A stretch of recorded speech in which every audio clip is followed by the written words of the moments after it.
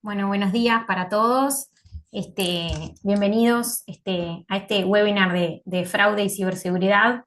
Teníamos bastante gente más anotada, pero bueno, por respeto a quienes ya están acá y ya pasaron 5 minutos de tolerancia, así que vamos a arrancar y bueno, se irán sumando. Este, este es un webinar organizado por la Cámara Uruguay FinTech. Yo soy Laura Capano, trabajo en la Cámara.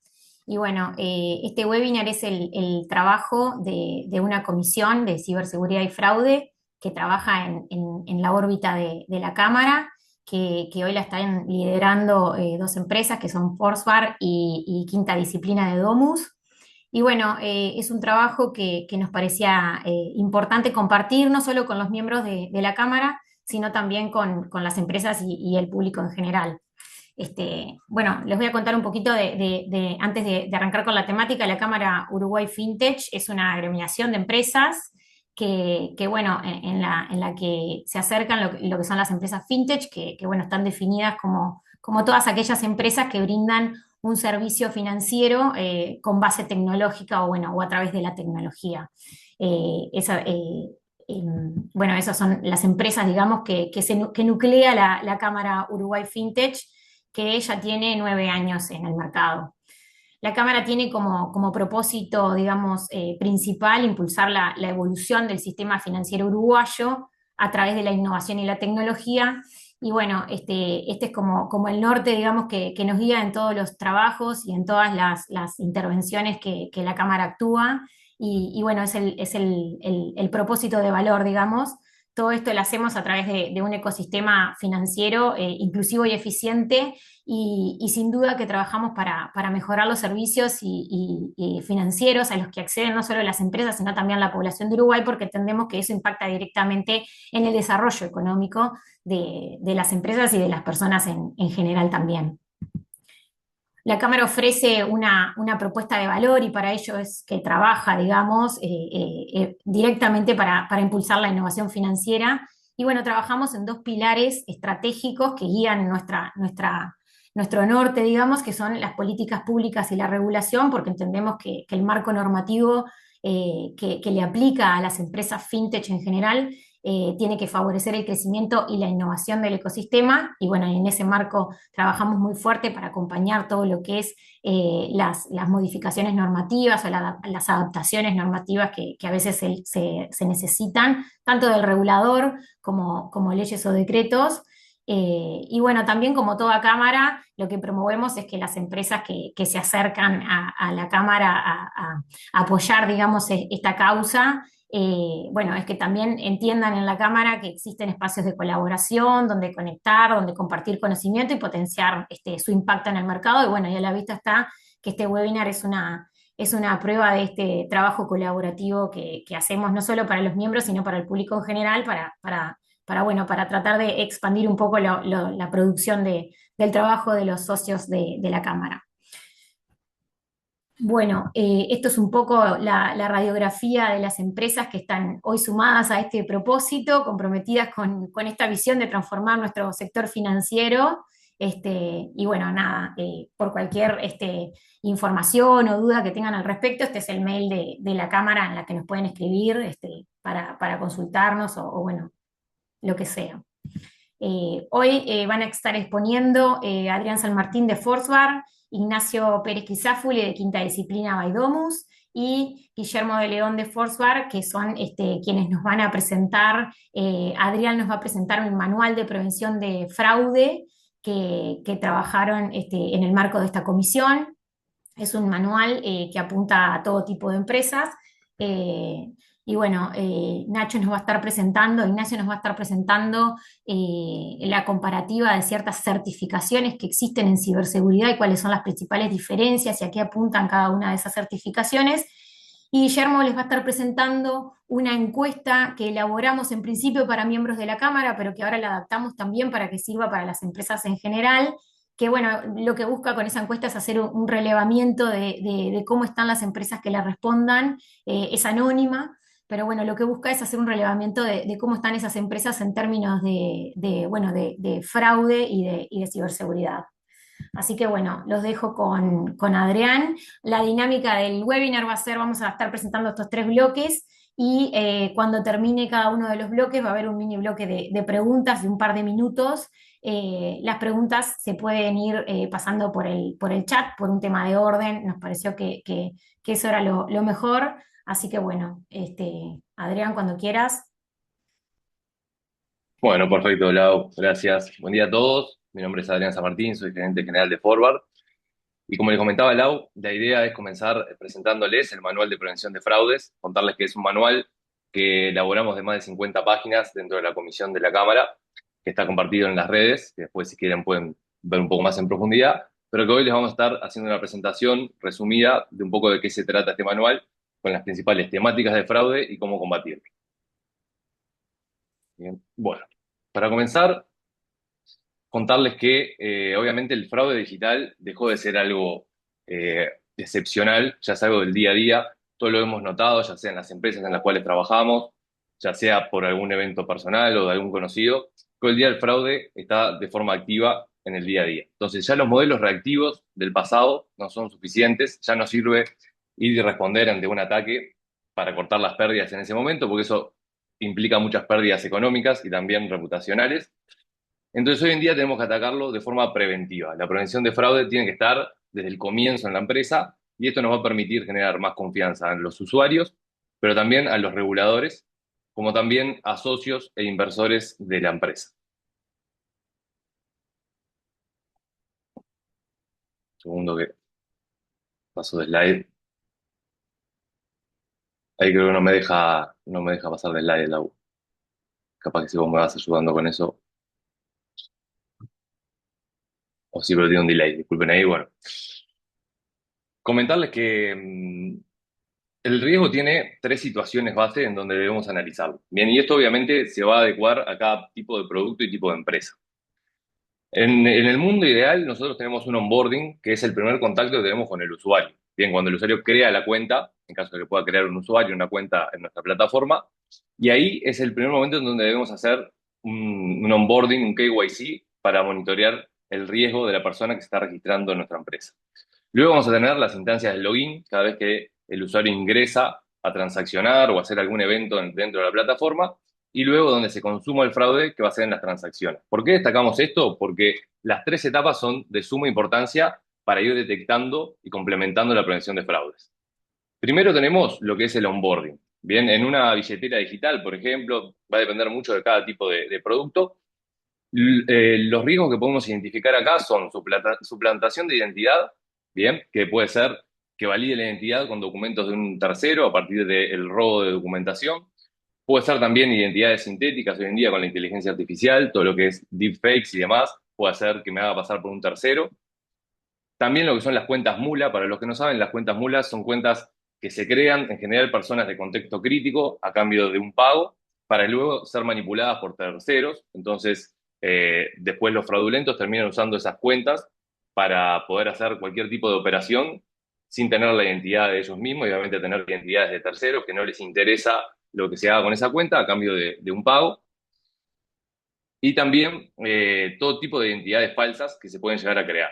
Entonces, desde un comienzo precisamos hacer un correcto KYC, un Know Your Customer, que nos permita ya identificar quién es la persona y evitar este tipo de suplantaciones de identidad. Acá lo ideal es hacer una validación documental, bien, la foto del documento y con liveness hacer la biometría facial que va a comparar el rostro de la persona con el documento y también ese rostro con otros rostros de usuarios registrados. Ustedes me dirán, bueno, capaz que mi empresa procesa pagos y no tenemos registro de usuarios, no podemos hacer esto. Obviamente se va a adaptar a cada tipo de producto y negocio, bien, pero en caso de poder y en caso de que se permita realizar eso para el tipo de producto, es ideal ya empezar con una validación documental que nos va a permitir reconocer y filtrar las personas que se registran. Después, todo lo que es la inteligencia de dispositivo. Es crucial hoy en día tener un identificador de dispositivo, saber quién está usando la cuenta, desde dónde lo está usando y también qué está realizando la persona que está usando ese dispositivo. Si está haciendo muchos clics en algún lugar, si está copiando, pegando la información, si está usando una VPN, eso nos va a permitir identificar bots, automatizaciones, pero también clústeres de usuarios que están siendo manipulados desde un mismo dispositivo. Y por último, es importante ya desde el registro hacer obviamente la validación contra las listas. las listas de lavado de activos, de personas expuestas políticamente, de sanciones internacionales, para obviamente mitigar riesgos y evitar que se registren en nuestra plataforma personas que puedan estar asociados al narcotráfico o a delitos financieros. Todo esto, en un principio, nos va a permitir conocer quién es la persona que se registra, mitigar esos riesgos y también asignarle un score de riesgo con una matriz en función de nuestro apetito de riesgo y saber, bueno, esa persona se registró, quién es, desde dónde opera, que no esté sancionada y asignarle un nivel de riesgo desde un comienzo. El segundo paso, como les comentábamos, es el login. Cuando la persona quizás se registró, no utilizó nuestra plataforma, pero al tiempo viene e ingresa nuevamente en la plataforma, ya sea para hacer una transacción o para hacer una consulta o lo que fuese que vaya a realizar. En este caso es sumamente importante también hacer un análisis en tiempo real. ¿Por qué? Porque esto nos va a permitir, disculpen que va cambiando un poco las slides porque tiene un delay, ¿qué nos va a permitir? Identificar, primero que nada, robo de cuentas. Tiene que es algo muy común y muy habitual en el mundo del fraude, el robo de cuenta, ya sea a través de fuerza bruta, probando las credenciales. Acá a lo que me refiero es a veces se filtran bases de datos, bien, de alguna empresa, por ejemplo, con sus clientes, donde tienen el mail y las contraseñas, por ejemplo.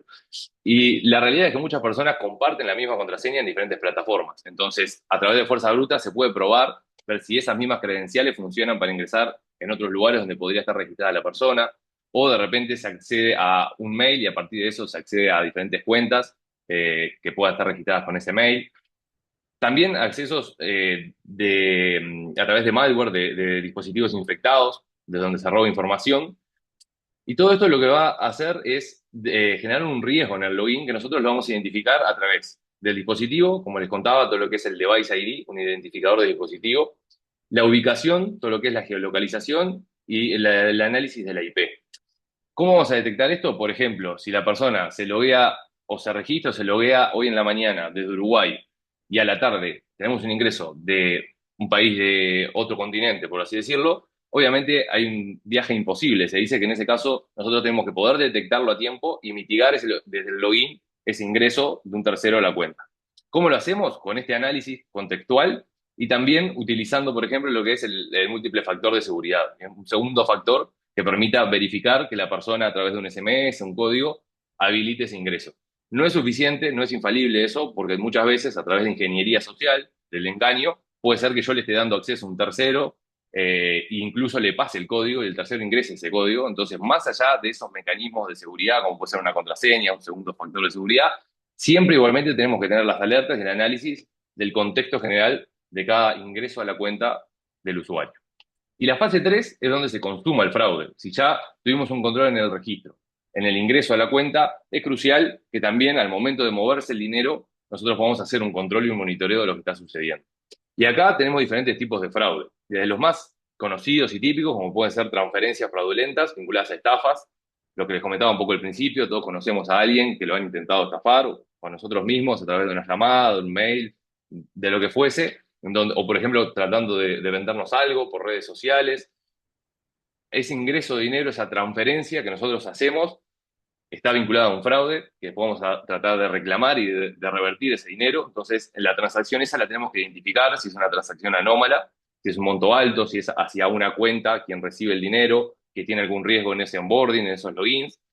También, obviamente, todo lo que son el uso de tarjetas de crédito robadas se manejan en la Deep Web, bases de tarjetas de crédito robadas, tarjetas de débito. Eso se explota mucho también en diferentes fintech. Tenemos que poder detectar eso, pero también otro tipo de fraudes, como puede ser vulnerabilidades del sistema, es algo que tenemos que tener en cuenta. Se vincula un poco con lo que es ciberseguridad, pero también con lo que es el control de los desarrollos que realizamos. Si nosotros tenemos algún tipo de bug en nuestra plataforma, puede ser que los usuarios lo empiecen a explotar y hacernos un fraude hacia nosotros.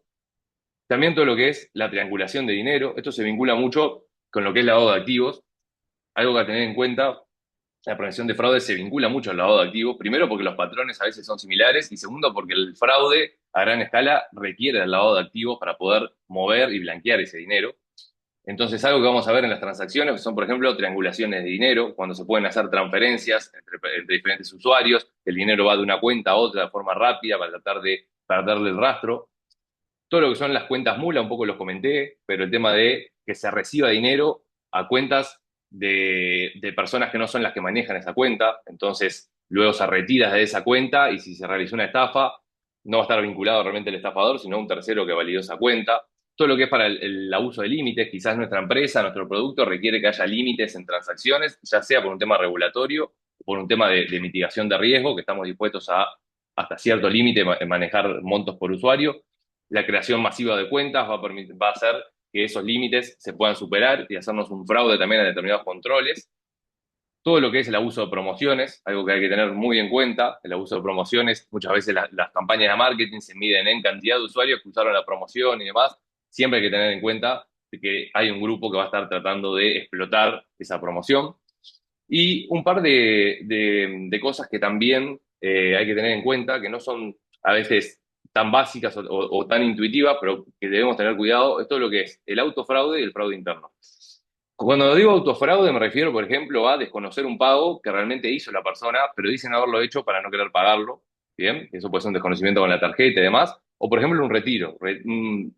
Yo ahora reclamo que me vaciaron la cuenta y quizás en realidad fui yo y estoy intentando que el banco o la empresa me devuelva ese dinero justificando que fue un fraude cuando en realidad fui yo mismo. Entonces eso también es un autofraude, le llamamos, que nosotros podemos poder detectar.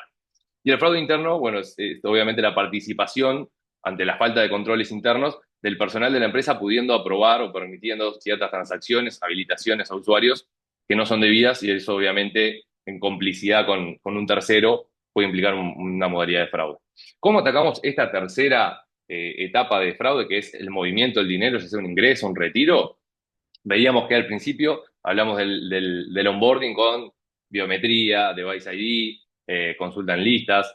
Después hablamos del login con todo lo que es el device ID, los accesos anómalos, la geolocalización. En las transacciones es donde debemos combinar más las funcionalidades para mitigar el riesgo. Entonces acá es importante tener, por un lado, obviamente, modelos de Machine Learning. La inteligencia artificial acá nos presta muchas funcionalidades que nos permiten detectar anomalías a grandes rasgos en dos escalas, supervisadas y no supervisadas. Supervisadas cuando el modelo aprende de la marca de fraude, cuando nosotros le decimos, estos usuarios, estas transacciones han sido fraude, y el modelo aprende a detectar comportamientos similares a esa marca. Nosotros lo alimentamos, por así decir, y no supervisadas cuando el modelo detecta anomalías por sí mismo, cuando detecta que hay un comportamiento o clústeres de usuarios que son sospechosos.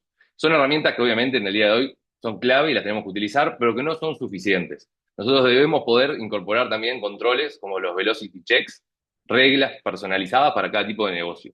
¿A qué me refiero? Por ejemplo, detectar, bueno, cuántas cuentas se vinculan o se registran desde el mismo dispositivo, cuántas cuentas están usando la misma IP o cuántas tarjetas usa cada usuario en caso de que pague con tarjeta de crédito, cuántas tarjetas usa por día, cuántos pagos realiza, por qué montos. Nosotros debemos poder combinar los modelos de inteligencia artificial con reglas personalizadas para el apetito de riesgo de nuestra empresa y el tipo de producto. Obviamente el tema de los límites es importante, por más que sean altos, para poder mitigar ciertos ataques que estén ya limitados, algunos montos, algunas cantidades. Y algo muy importante, esto es lo que es el análisis visual de los grafos, porque esto nos va a servir mucho para detectar clústeres de usuarios. Acá hay un ejemplo de un grafo en donde se ven las vinculaciones. En un grafo típico es importante ver conexiones por dispositivo, por transferencias entre usuarios, ver quién le transfiere a quién usa la misma IP, quién usa la misma dirección, si son, por ejemplo, compras tangibles. Eso es muy importante y es importante tener esos gráficos de revisión manual, por así decirlo, porque si bien nosotros vamos a automatizar mucho de esto con las reglas que van a estar analizando en tiempo real, los límites, los modelos, es importante que si nosotros tenemos que ir a investigar algo, poder tener de forma visual cómo analizar esas conexiones, que va a servir tanto para temas de fraude, pero también mucho para todo lo que es lavado de activos.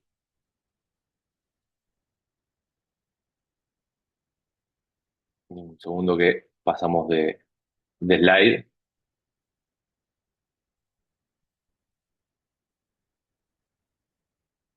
Tenemos un delay ahí, yo les voy contando mientras cambia la slide. ¿Qué tiene que tener un ecosistema entonces para ser robusto en términos de defensa y prevención de fraude?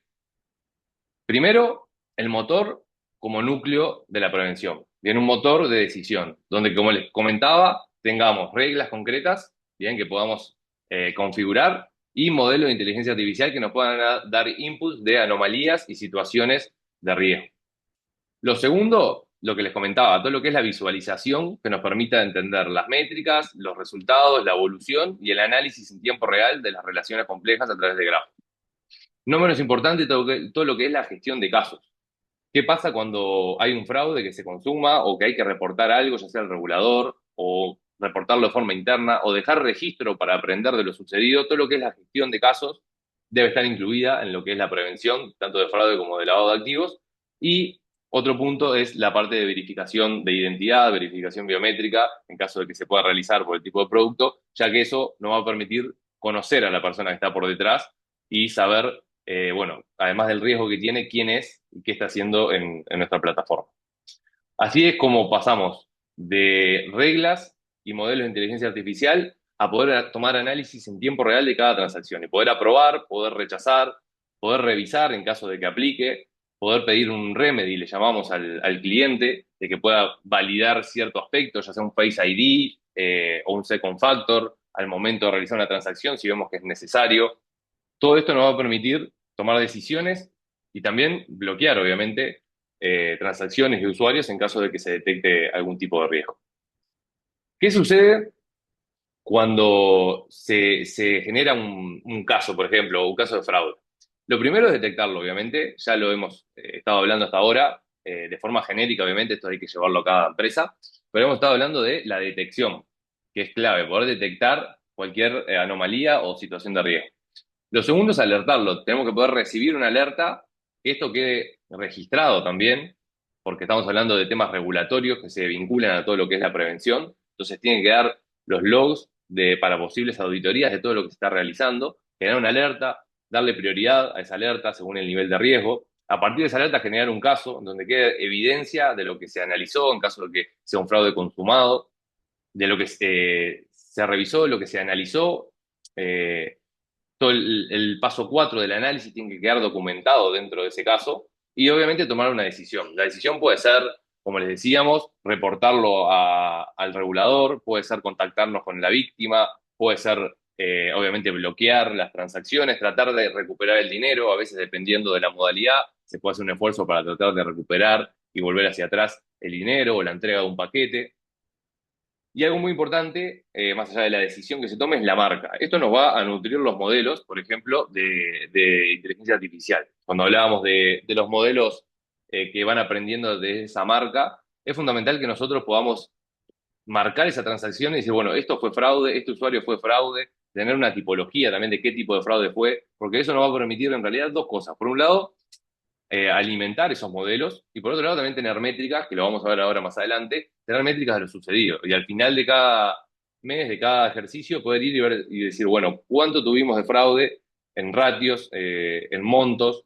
Tener esa marca nos va a permitir conocer mejor la situación de la empresa y también mitigar riesgos futuros de posibles usuarios que quizás también van a utilizar, por ejemplo, el mismo patrón de fraude y el modelo lo va a permitir detectar a partir de que nosotros lo marquemos. Por último, el tema del reporte, como les comentaba, es importante dejar reporte, no en todos los casos, obviamente, si no es un fraude, no es un caso de riesgo, no vamos a estar haciendo reportes de cada transacción de cada usuario, pero sí cuando son casos que hay un clúster de usuarios, un fraude grande, algo que queremos realmente dejar registro, hacer un reporte de eso, un reporte interno para sacar aprendizajes, un reporte en caso de que corresponda con el equipo de compliance a las autoridades, sobre todo en casos de lavado de activos, que amerita hacer un reporte a las autoridades. Hablando de esto de los reguladores, todo el tema de la auditoría, las disputas, requiere obviamente todo un tema de documentación. Acá se mezcla mucho lo que son la tecnología con los procesos, las políticas y controles internos. Es todo uno y tiene que estar alineado. Nosotros tenemos que poder generar evidencias técnicas. Bien, no podemos bloquear a un usuario sin saber bien el motivo por cual se bloqueó. No podemos liberar una transacción sin saber por qué lo liberamos. Todo esto tiene que estar registrado en una plataforma que nos permita identificar cuál fue el análisis, cuáles fueron las decisiones, así se tomen de forma automática, tiene que estar todo registrado y tener una evidencia técnica para el día de mañana poder ir y entender qué fue lo sucedido y también poder reportarlo o visualizarlo en una auditoría. También, obviamente, tenemos que tener todo lo que son los grafos, porque esto nos va a permitir, como hablamos, encontrar clústeres de usuarios y vinculaciones que a simple vista no se entienden o no se identifican, poder tener esos clústeres identificados en grafos es clave, es crucial para el análisis y para el reporte que podamos realizar. Porque, por ejemplo, también hablando un poco de eso, si bloqueamos a un usuario y vemos que hay un clúster de 10 usuarios utilizando el mismo dispositivo, no tiene sentido que bloqueemos o rechacemos una transacción porque encontramos que es un fraude o tiene un riesgo alto de fraude y dejemos a todo el clúster activo y operando porque es un problema obviamente para el día siguiente porque esos otros usuarios son la misma persona, el mismo grupo de personas operando que van a seguir transaccionando. Entonces es importante generar evidencias relacionales para tomar acción y para también presentarlo en los reportes y justificar esa medida, esas acciones que tomemos. Obviamente generar evidencia del comportamiento del usuario, tenemos que saber cada vez que el usuario hace un login, como hablábamos, cada vez que el usuario se registra, qué datos completa, qué datos no, entender todo el comportamiento, no solo de nuestro análisis, sino del usuario en sí, y generar esa evidencia externa. Si consultamos listas externas de ONU, de OFAC o del gobierno, poder dejar el registro de eso. Si hay disputas, muchas veces el usuario puede reclamar, o un tercero reclamar que ese usuario le hizo una estafa, un fraude. Todo eso tiene que quedar registrado y es clave en todo lo que es la prevención de fraudes y lavado de activos, llevar registro para auditorías y para controles internos. Vinculado a todo esto, obviamente, está el tema de las políticas y la gobernanza de los diferentes temas. Es importante tener políticas, es un poco burocrático, es verdad, a veces lleva tiempo, pero es necesario tener políticas de diferentes temas para poder alinear no solo los procesos y las herramientas, sino también las políticas con las cuales se maneja la empresa. Hablamos de políticas de prevención de fraude, bien, dejar por registro cuáles son los controles, cuáles son los criterios. Muchas veces en la empresa evoluciona, pasa el tiempo y las cosas se van perdiendo si no quedan documentadas, entonces es importante tener registro. Políticas de lavado de activos, políticas de identidad, cómo vamos a validar la identidad de las personas, de autenticación, de los monitoreos y los límites, de los logs y las auditorías, política para la gestión de casos, cuál va a ser el tiempo de respuesta para revisar un caso de riesgo, para responder un reclamo a un usuario. Siempre que son casos de fraude o de lavado de activos, son casos que pueden tener repercusión muy grande en lo que son pérdidas financieras y problemas reputacionales. Entonces, es clave que nosotros tengamos mapeado esto para poder operar de forma precisa y sabiendo los riesgos que corremos. Y obviamente, todo lo que es protección de datos que nos lo requiere la regulación y también, obviamente, por temas de seguridad que debemos tener mapeado cómo vamos a proteger los datos de nuestros usuarios y de las transacciones. Algo muy importante en todo esto, hablamos de cómo mitigar el riesgo, o sea, los diferentes riesgos que hay, cómo mitigarlo, cómo actuar ante un caso de fraude, qué debemos tener registro, qué debemos preparar más en términos de materiales para dejar registro de lo que estamos haciendo. Pero es clave poder monitorear también las métricas. Sin métricas no sabemos hacia dónde estamos yendo, cuál es la situación y cómo debemos mejorar. Entonces es clave tener métricas claras para la prevención de fraude y de lavado de activos. ¿Qué métricas son las más importantes? Va a depender obviamente del tipo de negocio. Pero hay algunas que son clave, como es la tasa de fraude, o sea, el total de casos de fraude sobre el total de casos procesados, ya sea usuarios registrados, transacciones. Los falsos positivos, vamos a tener falsos positivos, tienen que ser el mínimo posible. Falso positivo le llamamos a que hayamos creído que un usuario, una transacción es fraude y al final no lo era. Entonces tenemos que poder identificar qué tan ineficientes estamos siendo ante el rechazo, ante el bloqueo. El porcentaje y el dinero de fraude evitado, muchas veces se tiene en cuenta el fraude, que es algo más básico, ¿no? El fraude consumado, ¿cuánto es? Bueno, se perdió tanto dinero de fraude. Ahora, ¿cuánto fue el fraude evitado? Eso también tenemos que poder medirlo en base a casos que se detectaron a tiempo y se frenaron. Y después, bueno, todo lo que son las metodologías de fraude, poder tipificarlas, bien, para entender si hay una evolución, poder entender por dónde viene y cómo estamos, qué tan sano está la empresa, el negocio, en términos de riesgo. Obviamente hay muchas más métricas, pero esas son como las básicas para ir teniendo en cuenta cómo estamos. El tema de los charbacks, esto es muy específico de lo que son tarjetas de crédito y débito, pero son un mundo grande en todo lo que es prevención de fraude. Los charbacks son los de conocimiento de las transacciones con tarjeta de crédito por el titular de la tarjeta. Esto puede ser transaccional, de algún problema que tuvo el titular, o puede ser por temas de fraude, que son la mayoría. Debemos poder tener varias métricas acá, tanto en monto como en cantidad, de cuántos charbacks, cuántos desconocimientos de transacciones tenemos sobre el total de las transacciones. ¿Por qué? Porque esto es clave para que sea viable el negocio. Si nosotros tenemos un 5% de contracargos, nos va a ser inviable poder mantener el negocio con ganancias. Y también, por ejemplo, tener lo que es los chargebacks proyectados. que esto es algo que hacemos en general en los equipos de prevención de fraude, de proyectar cómo viene el chargeback y cómo va a estar de acá a 30 días, a 60 días, porque también hay un delay entre que pasa un fraude y se reporta. Quizás un fraude con una estafa, yo me doy cuenta que me estafaron y lo reporto en el mismo día o al otro día.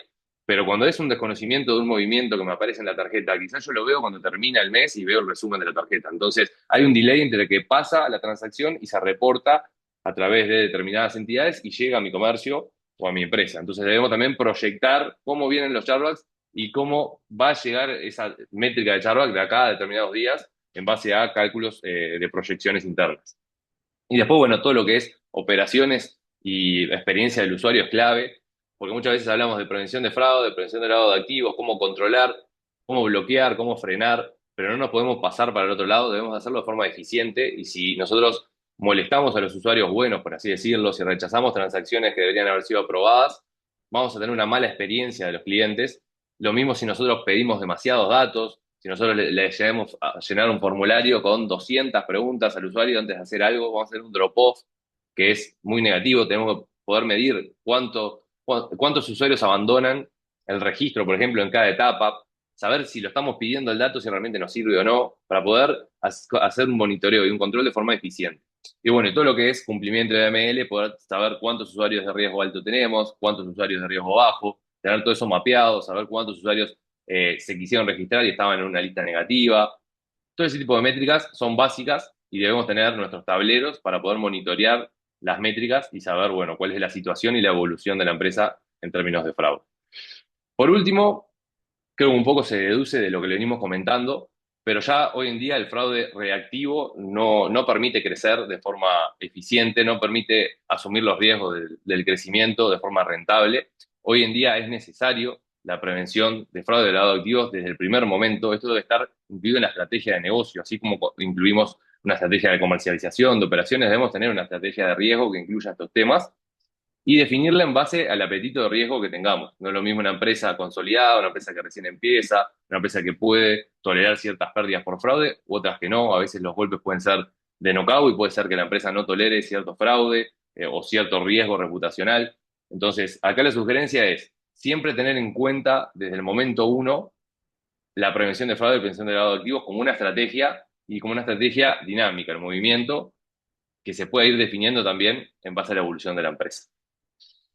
Bueno, un poco, esta es la presentación del manual. Obviamente es superficial en términos de dar un pantallazo general de lo que es el fraude y cómo se mitiga y cómo se gestiona en estos días en la región.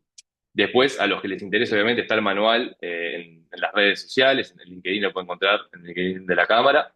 Y tenemos un par de minutitos, si alguien tiene alguna consulta, la puede hacer por chat, si no también nos la pueden hacer llegar, ya sea a través de las redes sociales, a través de la cámara, con gusto lo podemos ayudar para profundizar en alguno de los temas que de seguro, según el tipo de negocio, va a requerir un poco más de profundidad. Muchas gracias, Adrián. Muy, Por muy favor, claro un todo, placer. súper claro. Yo no veo preguntas en el chat, así que por un tema de tiempo, si te parece, Ignacio, Dale. avanzamos con la segunda temática. Dale.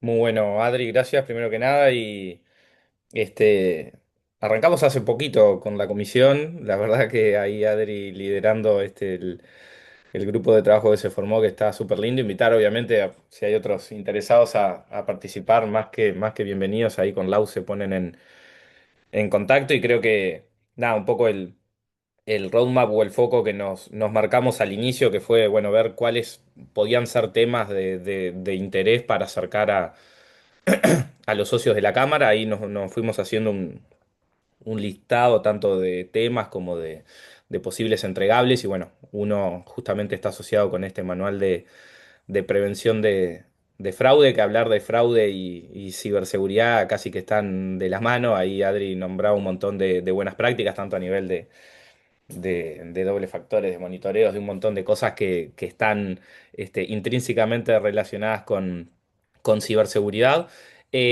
Hoy la idea no es hablarles de buenas prácticas de ciberseguridad, que veo algunas caras conocidas ahí, así que nada, quédense tranquilos que no los voy a aburrir con eso. Pero sí conversar un poco con respecto a marcos de certificaciones en ciberseguridad, algo que nos hemos dado cuenta este, en estos años y particularmente yo lo he notado personalmente. em, Hay un desconocimiento a veces, tanto cuando arranca una empresa fintech como en sus estadios ya más de crecimiento, de cuál norma me sirve, cuál no, el por qué me están pidiendo una, por qué me están pidiendo otra. Recibimos consultas, la verdad que súper seguido, entonces un poco la idea de la misma forma que trabajamos en ese manual de prevención de fraude fue armar, que ya les pasamos, igual después lo podemos volver a compartir, una guía que la vamos a comentar ahora, de cuáles son esas diferencias, esas similitudes, cuándo me sirve una, cuándo me sirve otra, en qué estadio, digamos, es que estoy tratando de mover la U para a ver si me deja. A ver si cambio ahí yo. No, creo que me la tenés que mover vos. No, a ver para atrás. Ahí va. Acá como primer disclaimer,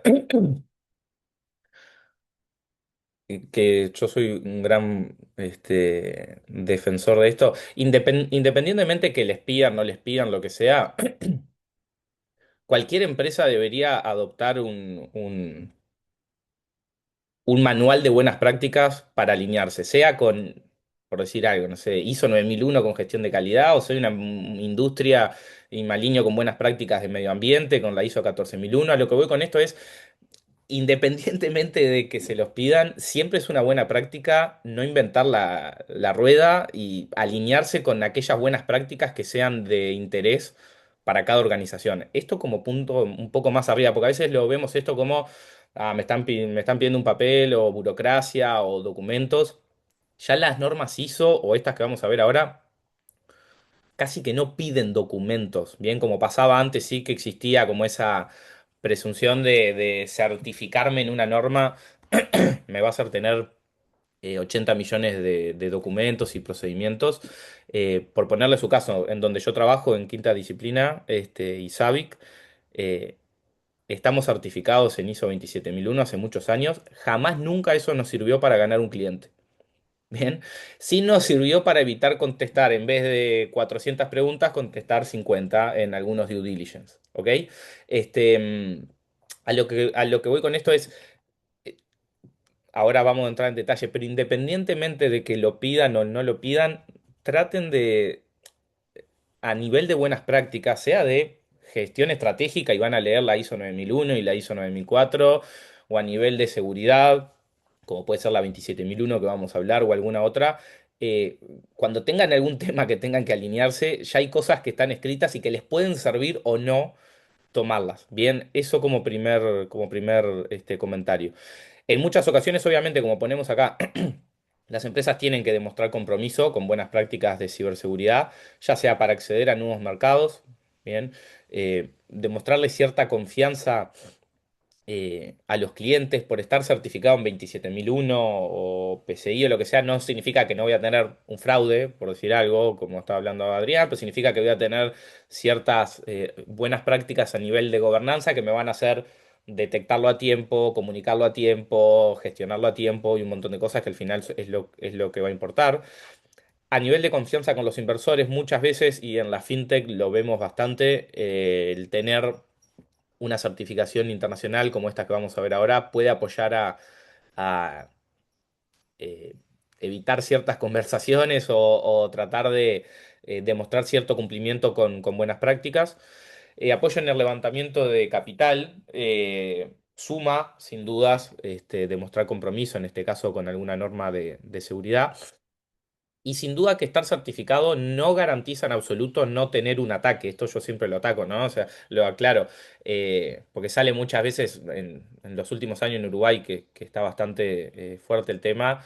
Ah, mirá, atacaron a fulanito, estaba certificado en 27001, no sirve para nada, ¿ok? O sea, eso se ve bastante y no tiene absolutamente nada que ver. Es como que estar certificado en ISO 9001, que es la de gestión de calidad para clientes, y no tener quejas. No, significa que vas a tener una queja en el caso 9001 y la vas a tener ciertos mecanismos para gestionarlo. Acá en la 27001 lo mismo, ¿bien? Obviamente que vas a tratar de disminuir los riesgos porque son normas con enfoque de riesgos. Pues no significa que por estar certificado no voy a tener un ataque, ni mucho menos. Si quieres ahí, Lau, déjame probar a ver si... está, ya me voy. Estos son un poco las que estuvimos discutiendo que más aplican para empresas del rubro fintech. Está también, que no lo pusimos porque es súper específico, pero justo ahora tenemos un nuevo este, compañero en la comisión que viene de ese palo también, todo lo que es el rubro PCI DSS para empresas del rubro pagos. Pero estas son un poco las que más, esa es como bastante clara que si proceso datos de tarjetas tengo que cumplir y tiene hasta cierta obligatoriedad. Estas son las que un poco más confunden a veces cuáles ir y un poco la idea es bien rapidito repasarlas. Tenemos por un lado el SOC 1, SOC 2, ISO 27001 y NIST. NIST es la Agencia Gubernamental de Seguridad de Estados Unidos, ¿bien? En realidad es de normas en general de Estados Unidos, como vendría a ser en Uruguay, UNIT, pero tiene, digamos, un área bastante fuerte de seguridad, que es la que tomamos acá de referencia y tienen este marco. Si han tenido alguna consulta o algo, la van tirando ahí en el chat. SOC 1 y SOC 2 son reportes, bien, que piden empresas de Estados Unidos cuando van a comprar a un proveedor de afuera. ¿Tá? SOC 1, bien, em, es un reporte que se pide justamente desde Estados Unidos em, a empresas que van a ser proveedores y van a impactar en los estados contables de ese cliente. ¿Ah? Ejemplo, si dan un servicio de procesamiento de nómina, si dan un servicio de, no sé, de BPO contable, de facturación electrónica, de cálculo de impuestos, no sé, de RP, cualquier cosa que impacte en los números del cliente, en general ese cliente en Estados Unidos les puede llegar a pedir un reporte SOC 1. Bien, ¿quiénes emiten ese reporte? Es un conjunto este, de empresas habilitadas por, nunca me acuerdo exactamente la sigla porque es bastante larga, pero es como la Asociación de Contadores y no sé qué más de Estados Unidos, que tienen un listado de qué organismos están habilitados a emitir ese reporte SOC 1. No, no es ni UNIT, ni el LATU, ni el SQA que puede emitir, digamos, ese reporte para ponerlo en coyuntura, digamos, de Uruguay. A su vez, estos reportes SOC 1 y SOC 2 tienen dos tipos, tipo 1 y tipo 2, que ahí es donde empieza a confundir un poco. Cuando piden un reporte SOC 1 tipo 1, lo que están haciendo es ver que cumplas con esos controles que piden en SOC 1 en un momento dado del tiempo. Bien, cuando piden el tipo 2 es que piden que cumplas con ese conjunto de controles a lo largo de entre 3 y 12 meses, o sea, evalúan un periodo de tiempo y no solo un momento exacto. En general, para startups que están arrancando, les piden el tipo 1, para empresas que ya están ongoing, que ya están andando, les piden el tipo 2. ¿Ah? SOC 2, ahí se diferencia bastante con lo que es SOC 1 en el entendido de que sigue siendo un reporte que se pide, digamos, empresas en general que exportan servicios a Estados Unidos, en general les piden SOC 2, pero es ya cuando el proveedor maneja datos y seguridad o tecnologías del cliente. No sé, son una empresa que brinda servicios de desarrollo de software. En general, salvo que esos desarrollos de software impacten los números, le van a pedir SOC 2. Son un proveedor de BI, de backups, de tecnología, de ciberseguridad, por ejemplo, como nosotros. Ahí en general te piden SOC 2. En SOC 1, los controles que hay son controles que afectan solamente los números del cliente en SOC 1. Y en SOC 2 ya son controles mucho más parecidos a lo que es la 27001 a nivel de gobernanza de seguridad y ciberseguridad. Bien, es mucho más amplio SOC 2. Y ahí lo mismo, SOC 2 puede ser tipo uno, que es que en un momento dado, en un día dado, cumplas con esos controles, o tipo 2 que es que a lo largo de un periodo, típicamente entre 3 y 12 meses, demuestre que fuiste compliance con esos controles. ISO 27, cualquiera de estos dos anteriores, insisto, son reportes, no son certificables. ISO 27001, para apurarme un poco por la hora, ahí sí es una norma que es internacional, que es el conjunto de las normas ISO famosas, ISO 9001, 14001, que estamos acostumbrados, más o menos que los vemos en algunos lugares. ISO 27001 es una norma de gobernanza de buenas prácticas de seguridad de la información. Este, que ahí sí es una norma que es certificable, es decir, un organismo, en Uruguay, UNIT, LSQA, que es del LATU, o hay organismos internacionales de un montón, este, viene y nos emite un certificado, el famoso papelito, que dice que cumplimos con ese estándar internacional. Ese certificado dura 3 años con seguimientos anuales. En los casos anteriores no tenemos un certificado de por medio, es un reporte que dice o que en tal momento o que en tal lapso de tiempo vos cumplías con esos controles. Bien, y ese reporte se lo emitís al cliente, digamos, que te va a comprar el servicio. NIST, bien, es un marco de buenas prácticas. A mí particularmente es el que más me gusta por el orden que tiene, pero no es certificable. O sea, yo no me puedo certificar contra NIST, bien. Y lo traje acá a colación porque hay muchas empresas del rubro pagos y financieras en la Cámara, y es el marco en el que se basa el marco de ciberseguridad de AGESIC, que sacó Uruguay ahora obligatorio para ciertos rubros y este, con ciertas limitaciones que no voy a entrar, cualquier cosa lo vemos. ¿Me pasás la? Bien. Algunas diferencias hay clave entre lo que es SOC, ISO y NIST. SOC es una evidencia para tercero, o sea, un tercero pide este informe para quedarse tranquilo que en un momento dado o que en un conjunto de meses dados cumplías con ciertos requisitos, sea SOC 1 o SOC 2. El enfoque de 27001 es más de gobernanza, bien, de gestión a lo largo del tiempo para implementar buenas prácticas. Ahí ISO 27001 tiene el cuerpo de la norma y lo que es el anexo A, que es un conjunto de controles que están divididos en cuatro capítulos. Y NIST es una guía, tanto técnica como estratégica. Insisto, para mí es visualmente la que está mejor ordenada, está ordenada en seis dimensiones. Bueno, el resultado, esto está todo en la guía, así que lo paso un poco rápido para no aburrirlos, pero bueno, el resultado del SOC, como dijimos, es un informe, en el de 27 es un certificado que es público, o sea, lo podés encontrar en las páginas de las certificadoras que te hayan hecho, y NIST en general es una excelente, digamos, referencia a la hora de hacer los gap análisis o diagnósticos internos, tanto sea con 27001 o NIST. Bien, si no te piden SOC, yo en general no recomiendo hacer un diagnóstico contra SOC de una forma bien de reporte y no tanto de gobernanza y riesgos. El informe SOC es anual, el de 27001 es cada 3 años, con auditorías anuales. Y NIST, como no es obligatorio, nada, es cuando quiera. Si querés, Lau, dale a la otra.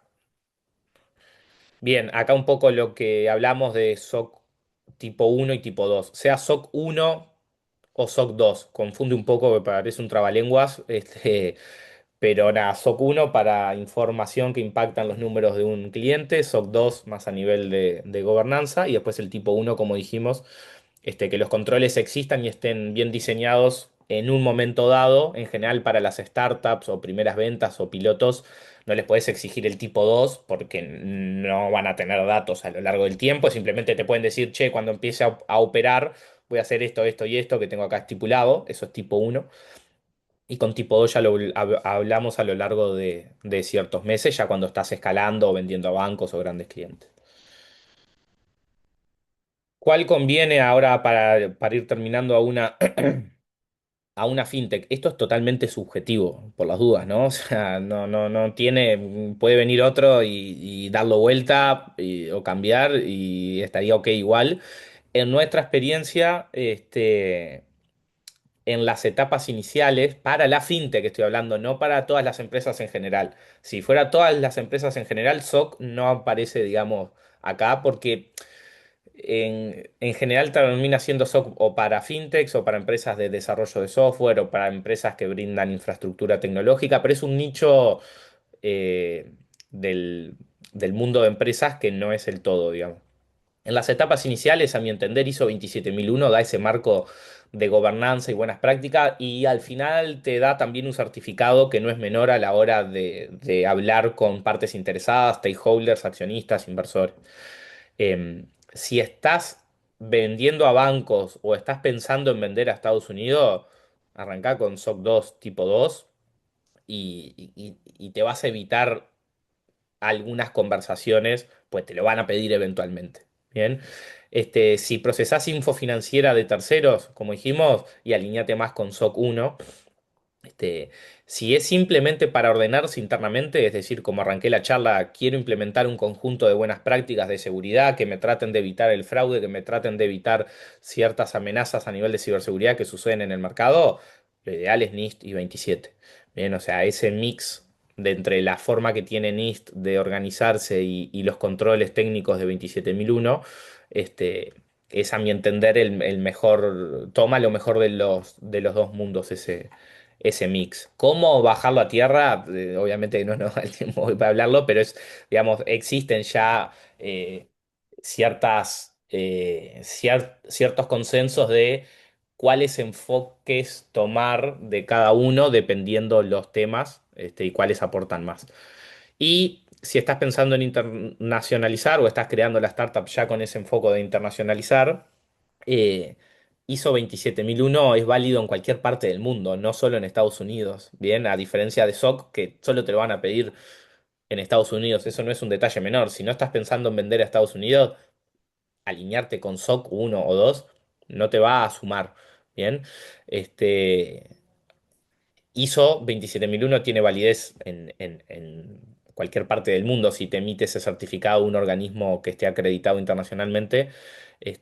Nada, le puse el más SOC 2 porque parte de la internacionalización muchas veces puede ser Estados Unidos, pero viene por ahí. Ahí va.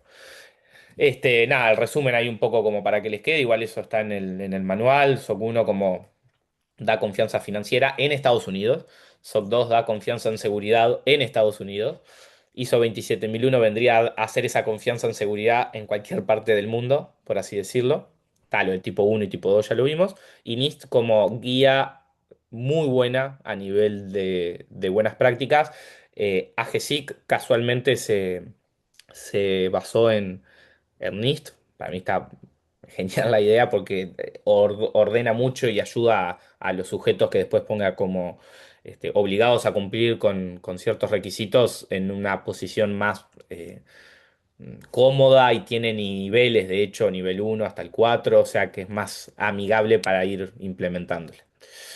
Y bueno, un poco por ahí venía el enfoque, eso como decía Adri, lo mismo está en el manual, pero bueno, si tienen alguna consulta o lo que sea, quedamos atentos. Gracias, Ignacio. Muy, muy claro todo. Me imagino que a alguien después le surgirá alguna duda. En este momento no veo ninguna en el chat, pero bueno, como decía Ignacio, queda el mail abierto por si después nos quieren enviar alguna duda para que responda el equipo. Si te parece, Guillermo, seguís tú con la encuesta. Dale. Si querés, A ver si yo paso, yo paso. está. A ver, que tiene un poco de delay. Nada, ahí como último para cerrar un poco el webinar, la idea es invitarlos a llenar esta encuesta. Ahí dejé un QR que lo pueden escanear. También le vamos a compartir el link a los que se registraron en el webinar. Y nada, el objetivo un poco de la encuesta es hacer un primer relevamiento de cómo está el sector.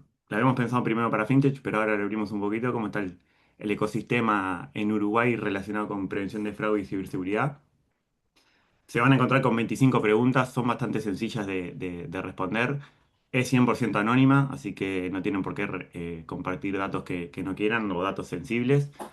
Y nada, la idea es que sea el primer puntapié y nos permita a nosotros empezar a relevar, a entender cómo está el ecosistema en términos de fraude y ciberseguridad, y después poder empezar a generar reportes periódicos, ¿no? La idea es que esta encuesta la vayamos repitiendo por semestre y nada, y vayamos viendo cómo se va moviendo el ecosistema y nada, cómo va incorporando mejores prácticas, nuevas tecnologías y demás, y poder compartir eso para la comunidad para nada. Empezar también a generar comunidad antifraude y de ciberseguridad en Uruguay, ¿no? Que después en los papeles y en la realidad todas las empresas se están enfrentando a problemas muy similares y nada, actuar en comunidad ayuda muchísimo nada, saber que a una empresa le está pasando, me va a pasar a mí en algún momento eventualmente. Entonces creo que es súper importante empezar a gestionar eso, empezar a generar vínculos y a compartir buenas prácticas para nada. Lograr disminuir el fraude en nuestro mercado, ¿no? En mercados extranjeros se hace mucho, obviamente siempre hay una reticencia a compartir información, pero acá la idea es nada, compartir información que nos sintamos cómodos y obviamente a futuro invitarlos también si quieren empezar a sumarse, empezar a nada, a acercarse a la comisión y compartir también su visión del mundo de prevención y ciberseguridad. Están invitados, así que nada, eso es un poquito. Les voy a compartir el link acá también en el chat, así pueden ingresar más fácil que capaz que escaneando el QR, pero nada, era extenderles esa invitación y agradecerles por haber participado en el espacio, ¿no?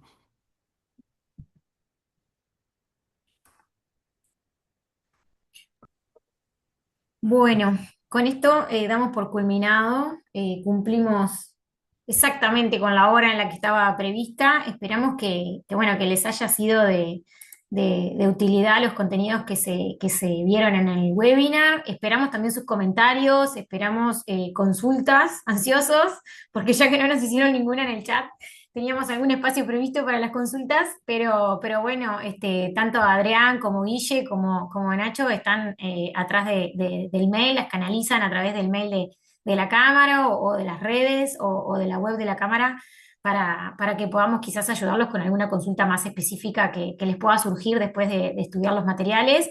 Está todo colgado en las redes, cualquier cosa nos piden. Nosotros igual ahora después vamos a enviar a toda la base de quienes se inscribieron al webinar de hoy esta presentación. Y bueno, y el QR esperamos también que nos ayuden a completar esa encuesta si vamos generando información de calidad para poder ir analizando y como decía Guille, poder ir mapeando cómo estamos en términos de fraude y ciberseguridad en las empresas en Uruguay. Y bueno, que eso nos vaya generando cierta información para poder después también compartir con el resto de la comunidad en redes. Así que bueno, muchas gracias a todos, que tengan una buena jornada de viernes y van a ver también, ahora me acordé que en la encuesta dejamos a lo último un espacio libre por si les surge alguna idea de tema que quieran que quizás sea bueno que la comisión pueda encarar en algún momento y estudiar y poder después eventualmente armar otro webinar con esa temática específica. Ahí también no es obligatorio, pero les dejamos un mail por si quieren que los contactemos por alguna duda que dejen también en la encuesta. La encuesta es anónima, pero el que quiera puede dejar algún contacto con alguna duda en particular. Así que bueno, muchas gracias a todos, buena jornada de viernes y bueno, esperamos vernos de nuevo en algún otro webinar que les resulte de interés. Muchas gracias a todos. Gracias, Lau. Nos vemos. Gracias, Lau. Gracias. Chao, Abrazo a Muy bien. chao. todos. Saludos.